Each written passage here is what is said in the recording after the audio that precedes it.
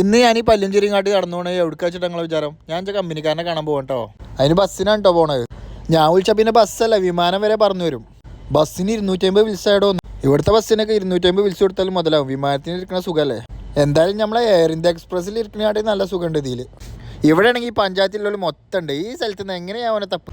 ഈ ചെങ്ങായി എവിടെ പോയി കിടക്കാന്ന് അറിയില്ല. ഈ ചെങ്ങായിനെ തെരഞ്ഞ് ഞാൻ ഈ മാലിയ മൊത്തം നടന്നു. ലാസ്റ്റ് എനിക്കൊരു ഇൻഫർമേഷൻ കിട്ടി. നിങ്ങൾ അന്വേഷിക്കുന്ന ആളാ മതിലുമ ചാരിക്ക് പൊക്കി ഞാൻ അവനെ പൊക്കി. ഈ ബച്ച് തരാതെ നീന്തപ്പായ ഒറ്റക്ക് മുണങ്ങാൻ നോക്കുകയാണേ തെണ്ടി. ഇതാണ് നമ്മളെ സ്വന്തം കുരുക്കള്. ഞങ്ങൾ അനാഥരല്ല, ഗുണ്ടകളാണ്. എല്ലാത്തിനും കുത്തും ഞാൻ. 4 മാസമായിട്ട് കത്തിക്ക് റെസ്റ്റാണ്. കുപ്പി കുടിച്ചാൽ മടിയായതുകൊണ്ടേ ഓനക്ക് വെള്ളം വേണ്ടാന്ന്. ഒന്നും നോക്കിയില്ല, ഓനെ കൊണ്ട് 2 ജ്യൂസാണ് വാങ്ങിച്ചു. നമ്മളോടാ കളി. പിന്നെ ഞാനും ഓനും ആ ജ്യൂസ് അങ്ങോട്ട് വലിച്ചു കുടിച്ചു. ഇത് പിന്നെ ഞാനെന്താ ചോദിച്ചത്, ഓനെന്താ ഉത്തരം പറഞ്ഞ് നിങ്ങൾക്ക് അറിയാലോ.